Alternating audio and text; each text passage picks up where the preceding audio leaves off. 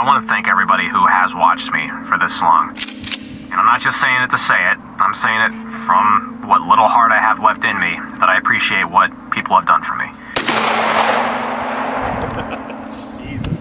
Because you have no fans, you have nothing. In the face of horror, some find the strength to survive. On August 3rd, 2017, Kristen Newell, like any other night shift employee, arrived at work at the Weiss Market for what seemed like just a regular Wednesday. Like many others, she found routine comforting. The familiar hum of the refrigerators and the quiet aisles offered a sense of peace in the pre-dawn hours. Unaware of the violence that had been planned for that day, she went about her routine tasks of stocking shelves and labeling products. She put in her headphones and got busy, lost in the rhythm of her work. But shortly after 1 a.m., that sense of peace shattered with what she first thought were balloon-popping sounds. Kristen, with her headphones on, initially didn't register the source of the sound, so she turned to her fellow employee Victoria Brong to ask if she heard the sound. Once she was facing Victoria, the horrifying realization of what happened just hit her. Randy Stair, another coworker, was armed with a pistol-grip pump-action shotgun and had just shot Victoria. Their eyes met. In that frozen moment, Kristen braced herself for the worst. But then, something unexpected happened. Instead of pulling the trigger, Randy Stair simply looked at Kristen for a few agonizing moments, then walked away to the next aisle. Kristen, overwhelmed with a mix of shock, fear, and a glimmer of inexplicable gratitude, seized her chance. She first hid for a few minutes before sprinting for the nearest exit. However, the exits had been barricaded. Thinking fast and adrenaline pumping, she managed to break the barricades, escape the store, and hid in some bushes. After ensuring she was safe, Kristen called 911, her voice trembling as she reported the horrific scene unfolding inside the store. Even while on the phone, she could hear more shots ringing out. The tragedy at the Swatara Township Weiss Market claimed 3 innocent lives. For Kristen Newell, she might have survived that night, but the scars still remain. Why did he spare her? What could have driven her coworker to commit such acts? Today's April 4th, 2017, and I have just over 5 months to live. Randy Stair was a seemingly ordinary 24-year-old employee at the Weiss Market and had been an employee there for the past 7 years. But beneath the surface, darkness was growing. Online, Randy Stair went by a different name and persona, Andrew Blaze. Here, he documented and revealed his troubling side, a fascination with violence, dark obsessions, and a growing sense of despair. On June 14, 2017, that darkness spilled into the real world. At the Weiss Market, Randy Stair turned his rage on his coworkers. 3 innocent lives were tragically cut short. On the surface, one might dismiss this incident as just another case of workplace violence. But it was different. This is the story of Randy Stair and how years of experiencing loneliness, disconnection from reality, suicidal ideation, homicidal thoughts, and gender dysphoria led him mentally into the pits. I know the surrealness of all this is probably creeping in right now with you thinking, I'm watching him right now, and he's dead. But what drove a seemingly ordinary young man to commit such a horrific act? Randy Stair, born in 1992, seemed like any other kid growing up in Swatara Township, Pennsylvania. Growing up alongside an older brother named Jeremy, he navigated the complexities of family dynamics. His parents, Robert Stair and Lauren Stair, played pivotal roles in shaping his formative years. While details of his childhood are scarce, it seems Randy struggled to fit in socially. Reports suggest Randy experienced mild bullying during his childhood school years, but it was high school that became a crucible for Randy. He felt like an outcast, a square peg in a round hole. But high school is where everything began. The social norms and friendship circles that others effortlessly embraced eluded him. I remember the first time hearing in like late middle school that people were dating, and I'm like, what the f? Like, it just didn't seem right to me. He described himself as someone who never quite found his place, and it was during those teenage years that the isolation truly set in. All I cared about was death, ghosts, funerals, graves, dark music, horror music, you know. That's all I really cared about at that time. Randy's struggle to fit in intensified, and he retreated further into his own world of fantasy. So this all ties into EGS in a way, because it's all just the deep, dark depths of the abyss of my mind, and just not giving a f about the world anymore. Once I got through college, I didn't want to get a job. I didn't want to get a career. I just didn't want to have anything to do with the world anymore. The suicide tapes, those haunting recordings Randy left behind, reveal a deep-vented anger directed at his father during this period. Robert Stair, a demanding figure, berated Randy relentlessly. The pressure to find a full-time job and meet paternal expectations weighed heavily on Randy's shoulders. I got that my dad wanted me to be successful, but I just was never meant to be on this earth longer than 20-some years. It's just, that's how it is. That's how it was written up. That's just how it is. Tough. In 2010, Randy took his first job, only to quit the very next day. His parents were disappointed, especially his father. I did the basic training for 3 hours on the first day, and then I quit, which devastated my parents. My dad was just furious. My mom took it better than he did, but I just couldn't even look at him after that, and that's when the hatred for him started. It was from pretty much that day forth. The constant pressure to conform to societal norms exacerbated Randy's mental health struggles. Little did they know that Randy displayed characteristics associated with autism, specifically pathological demand avoidance, PDA, behavior. The demands placed upon him, whether explicit or implied, fueled his anger and anxiety. PDA is a lesser-known condition on the autism spectrum. People with the condition have a strong need to be in control and resist external demands, which causes intense anxiety and frustration when faced with everyday expectations. This could explain his extreme reactions to his father's demands, fueling his anger and resentment. Randy found refuge in the world of animation. He developed a particular fascination with the character Ember McLean from the show Danny Phantom. I just kept looking at her, and it's like she got it. She understood me. I understood her. We had feelings for each other, and it was way more than just a simple connection. Ember, a villainous rock star ghost musician, resonated with Randy's own feelings of alienation and desire for attention. Ember gained power from people chanting her name. Before her tragic demise, she was an unpopular high school girl with dreams of rock stardom. Her story mirrored Randy's own struggles, the longing for recognition, the pain of rejection. The haunting melody of her song, Remember, echoed in Randy's heart. Her quest for infamy was a feeling Randy was familiar with. He believed that, like Ember, he needed to do something drastic to gain the recognition he felt he lacked in life. This fascination also extended to Randy's online presence. He created a YouTube channel under the name EGS, where he posted increasingly disturbing videos. Here, the darkness brewing beneath the surface began to seep out. As he grew distant, his room became a sanctuary filled with memorabilia from his favorite shows like My Little Pony and EGS artwork. A world where he could escape the harsh realities of his social life and express himself freely. But beyond those four walls, he remained an ordinary human, yearning to break free from the mold his father had sculpted. I don't sugarcoat anything in my videos, you know? So, it's a matter of time before this actually gets decent attention, whether you like it or not. In June 2008, while still in high school, Randy Stair entered the world of YouTube as Pioneer Productions, creating mainly sketch comedy videos. He made his first upload almost a year later on November 19, 2009, and once the channel started to gain some traction, he began making even more videos, ranging from derivative series like Fat Ass, taken from Johnny Knoxville's original series Jackass, to more original concepts such as A Furby's Calling. Quirky doesn't quite capture the essence of Randy's humor.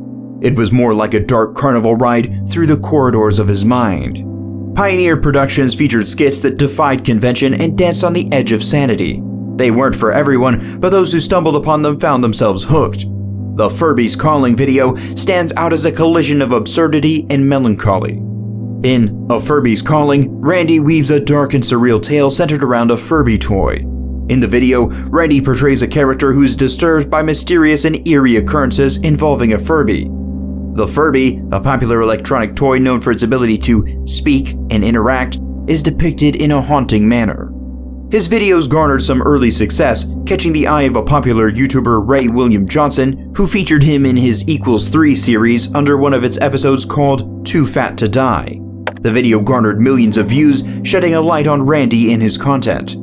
In what had to be one of the proudest moments of his YouTube career, Randy was on the radar of some of the most famous creators at the time. Fred Figglehorn and Make Me Bad 35 were highly popular in the YouTube comedic niche. In Make Me Bad 35, recognizing Randy's talent, went as far as collaborating with him in one of his videos called Mr. Horsehead Meets Mr. Alligator. The result of all this exposure? A small but fiercely loyal following. Whether it was the surreal dialogue, unexpected plot twists, or the unsettling charm, viewers couldn't look away. And perhaps that's what Randy craved, the attention that had eluded him in real life. As Pioneer Productions gained modest traction, he grappled with frustration. The views, 300 to 500 per video, were a far cry from the millions he yearned for. Yet, he persisted, pouring his heart into each skit and later venturing into live streaming. Since his comedy skits weren't as successful as he hoped, he started uploading funny clips from his live stream sessions featuring games like Call of Duty and Grand Theft Auto 5. This is the total list of his channels. Randy Stair. This was possibly his first YouTube channel. It contained various content, including sketch comedy videos and animations. Low budget video. Randy collaborated with friends on this channel. They created videos together, exploring different themes. Point 2122. Another collaboration channel, this time with his brother and cousin. The content here was likely diverse as well. Pioneers Classics. This channel focused on re-uploads of old videos, including A Pioneer's Christmas and High on Yodels. Gaming channels. Randy played and shared gameplay from various video games such as Slender, The Arrival, Amnesia, The Dark Descent, and Black Ops 2. Pioneers Production 2. This channel featured vlogs and bloopers. Ember's Ghost Squad, EGS. This channel mainly featured his Danny Phantom animations. However, this lighthearted facade began to crumble. In 2012, life dealt Randy a cruel hand. Tom Lynch, an acquaintance, died in a car accident. Although not intimately connected, Tom's passing left an indelible mark on Randy. The fragility of life weighed heavily on his mind. Then came the accidents. One involving Randy almost a year after Tom's accident and another his brother just 10 days later. Waterlogged Mac desktops and flood damage causing nearly $1,000 to the computer alone added to the stress. Sometime after the flooding incident, another classmate of theirs by the name of Matt Murray died, further adding to the mental stress he was experiencing at the time. However, Randy's online persona diverged from his real-life struggles. Despite uploading different types of content, Randy was discouraged by the lack of wider recognition. Randy decided to shift to different types of content. He deleted his old content and created a new channel, this time focusing on animations. Here, he explored a darker world, creating a fan fiction series called Ember's Ghost Squad, based on the character Ember McLean from Danny Phantom. This fascination with a character yearning for attention mirrored Randy's own struggles. Ember's Ghost Squad explored themes of violence, death, and nihilism. The lines between reality and fantasy blurred for Randy. He became convinced that the characters he created were real, interacting with them online and believing they were guiding his actions. He was especially fixated on the character of Ember, believing she was real and communicated with him. He even voiced the character himself as Andrew Blaze, pouring his own anger and despair into her words. For the love of Ember, Froggy, you're a ghost! Ghosts don't eat! As his online presence transformed into Andrew Blaze, so did the content. In EGS videos, characters discussed gruesome violence and suicide. Death. The most beautiful, gorgeous, luscious thing about life. Randy openly expressed his hatred for others and his belief that he was a woman trapped in a man's body. I don't post my face on social media much anymore because this isn't who I am. You know, I'm Andrew Blaze. I'm not this here. I'm that. I'm not this. You know, I can't emphasize that enough. And over the last few years, I just hated looking at myself. Our purpose is to manipulate the human race and terminate this putrid planet, not stand around with our thumbs up or act like we belong here. In the depths of Randy Stair's online world, a cast of characters emerged, each one a reflection of his own inner turmoil. These figures, Andrew Blaze, Rachel Shadows, Mackenzie West, Madison McBride, etc., were fragments of his psyche woven into animated avatars and served as vessels for his rage, despair, and a growing sense of alienation. He even went as far as creating Twitter profiles for each of his characters and would often engage with each other's posts despite Randy controlling all the accounts. Looking at these characters, it's clear that the line between fantasy and reality, creator and creation, was blurring for Randy. His online world became an echo chamber for his anxieties. Andrew Blaze served as a self-insert, a distorted reflection of Randy's own struggles and desires. Andrew, voiced by Randy himself, was a character yearning to break free from social constraints and embodied a deep-seated gender dysphoria. Despite having a masculine name, Blaze was presented as a woman and became a vessel for Randy's inner child. In his handwritten journal on page 4, as Randy raged against his birth name and yearned for another identity, he claimed he preferred his online persona's name. Blaze to him wasn't a mere symbol for pot, it was a declaration of defiance. His disgust for potheads seeped through the ink, and he went as far as telling them, "Please do the world an effing favor and slit your effing wrists down the street and lacerate your pressure points." In a video message addressed to his parents before the Weiss Market shooting, his online persona became real when Randy confessed to cross-dressing during high school. Wednesday nights, while his family bowled, he slipped into women's clothes. I ended up going into my mom's closet and putting on her bras or her tops or her jeans or whatever and just wearing girl clothes, and it just felt right. The secret longing for a sex change simmered beneath the surface. But paradoxically, Randy's journal revealed a darker side, a racist, homophobic persona that clashed with Andrew's vulnerability. As the countdown to tragedy ticked away, Randy hinted at his sexual dysphoria several times. In his last video, he confessed that he was just a female soul trapped in a man's body my whole life. Shortly before the shooting, he wrote in his online journal that the girl within clawed for freedom and he only had to wait for 62 more hours. The struggle intensified, the chasm between physical form and spiritual essence widening. He felt detached from the world and grappled with relationships slipping through his fingers. The human experience eluded him. "I was put here in this body. I'm going to have to live in this body until I die," he lamented. In one of his audio suicide tapes recorded in March 26, 2017, Randy tried to explain his understanding of the meaning of life. According to Randy, before birth, everyone exists as merely a soul, and after death, everyone returns to the afterlife as a soul. He further explained that despite him being biologically a male, spiritually he was a female, and anyone could have a soul whose sex is entirely different from the sex of their physical body. Gender blurred, souls transcending biology. Randy, through Andrew Blaze, asserted that he was part of an army of ghosts, dancing on the edge of existence. The meaning of life etched in anguish and revelation. The final tweet, a farewell to humanity, hung heavy in the digital ether. Other characters, like Rachel Shadows, represent facets of Randy's personality. Rachel's personality was marked by a mixture of hostility, rebellion, and creativity, and her disdain for numerous aspects of human behavior and societal norms painted a picture of someone deeply dissatisfied with the world around her. Rachel, outspoken, aggressive, and violent, mirrored the growing rage brewing within Randy. And then there's Madison, a deeply empathetic and complex figure dealing with significant personal challenges, particularly following her mother's death.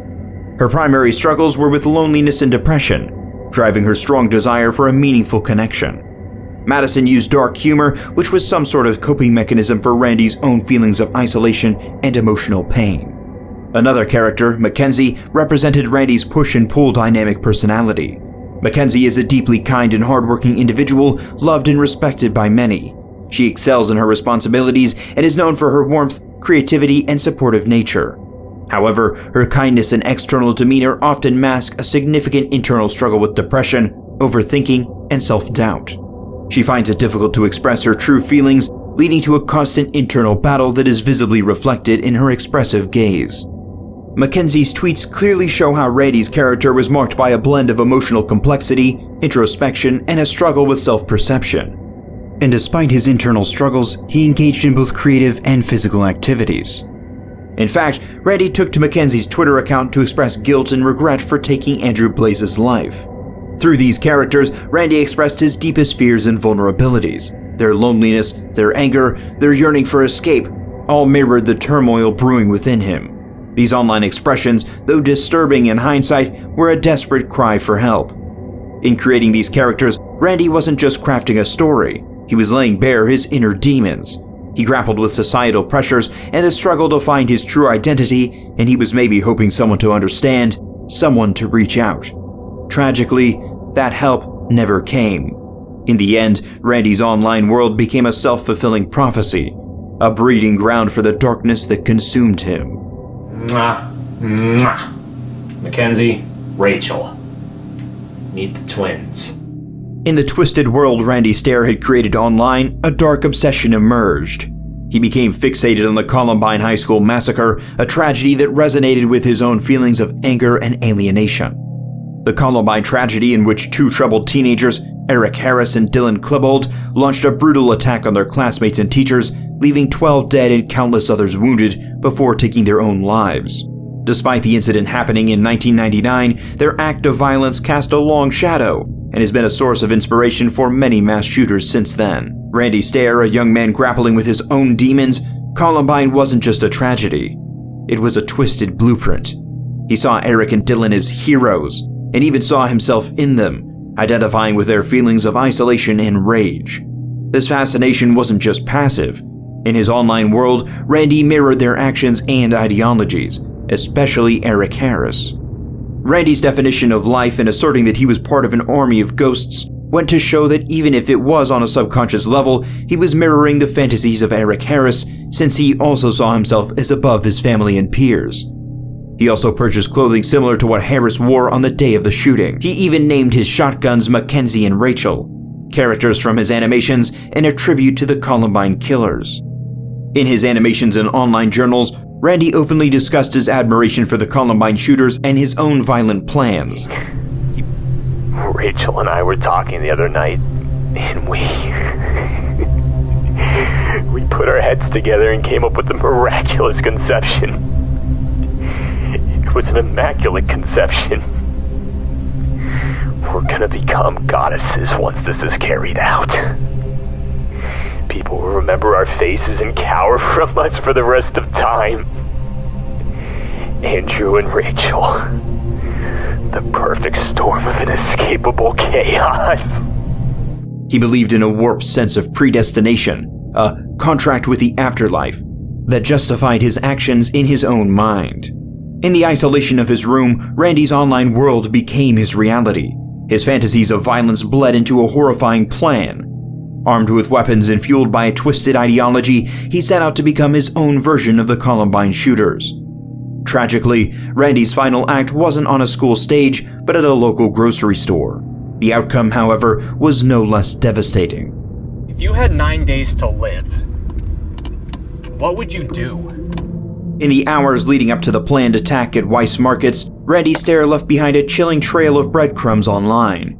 He posted a series of videos and tweets with phrases like, "Goodbye, humans," and "The girl in me is clawing to get out."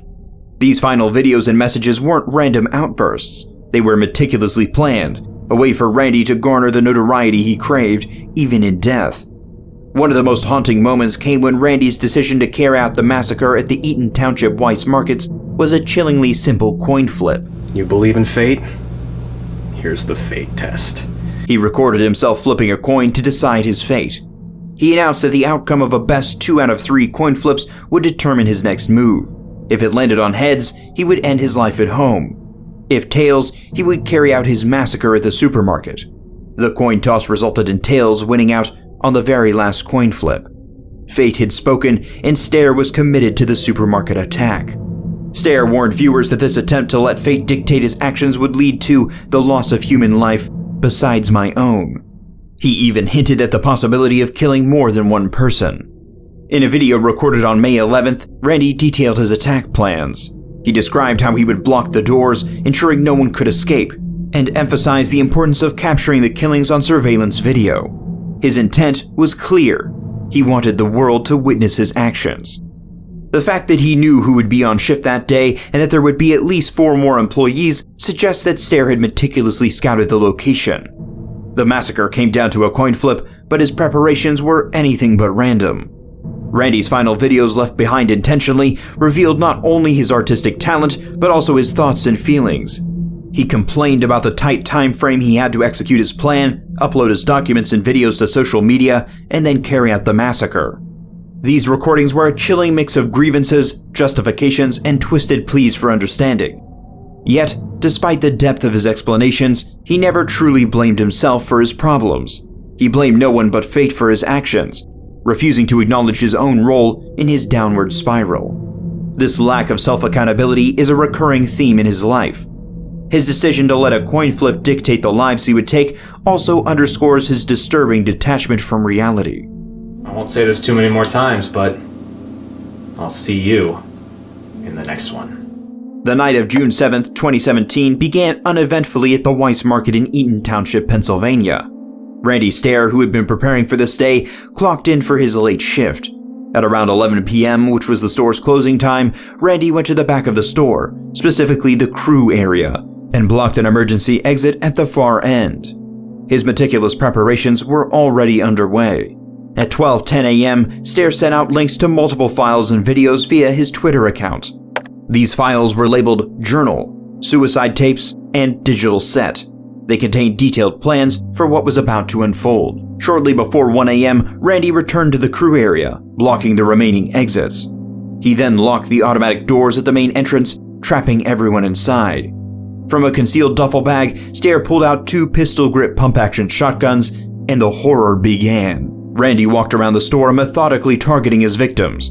He killed 3 employees: Victoria Brong, 26, of Factoryville, Brian Hayes, 47, of Springville, and Terry Lee Sterling, 63, of South Montrose. Randy didn't stop at taking lives. He also shot up the store, damaging merchandise, counters, and other parts of the interior. A total of 59 rounds were fired. Amid the chaos, a 4th worker managed to escape. Their actions during those terrifying moments would later become crucial. The survivor alerted law enforcement, setting off an immediate response. The police response was swift. Law enforcement descended upon the supermarket, securing the perimeter and searching for the shooter. Tragically, the search ended when they discovered Randy Stair dead by his own hand. He had taken his own life after the rampage. He only used one of his weapons because, according to his 5th suicide tape, the 2nd shotgun was backup in case the first one malfunctioned. After determining Randy's identity, a search warrant was issued for Randy's house, where authorities collected notebooks, drawings, external drives, and other materials from Stair's home. The chilling recordable discs labeled Goodbye, Interview Spring 2014, and EGS Intro provided further insight into his troubled mind. The Weiss Market shooting left a community in shock. 3 innocent lives were lost, and the lone survivor was forever marked by the trauma of that night. The supermarket was closed for a few weeks, with management emphasizing customer safety when they reopened. The aftermath involved a thorough investigation. Court documents revealed the extent of Stair's preparations, including the ammunition, shooting goggles, and other items found at his home. I'm Andrew Blaze. That's who I am. Randy Stair's actions reveal a complex interplay of mental health factors. The email Stair sent to Laura Faverty, the actress who voiced a cartoon character he created, adds another layer of tragedy. Starting as a suicide note, it escalated into a darker revelation of his true purpose: the creation of a chilling animated film depicting a high school massacre. A prosecutor described Stair's actions as a mental health situation that utterly spiraled out of control. The combination of obsessions, delusions, and suicidal thoughts culminated in a horrific act that shocked the community. His obsession with the Nickelodeon cartoon character Ember and his cross-dressing reveal underlying psychological struggles. These behaviors may have been coping mechanisms or manifestations of deeper emotional turmoil. Randy's video messages to his parents, expressing thoughts about death and not expecting to live past his 20s, highlights his profound despair. However, he never wanted help because Randy avoided family gatherings. One day on Mother's Day, it's claimed Randy traveled the entire day just to avoid the topic. His belief that he was trapped in a human body and that his true form was a female ghost character from Danny Phantom reflects a distorted perception of reality. This delusional thinking likely contributed to his violent actions. Despite Randy's desire for infamy, the case didn't receive the widespread attention he hoped for. It was overshadowed by the firing of the CIA director, and his story was only covered locally.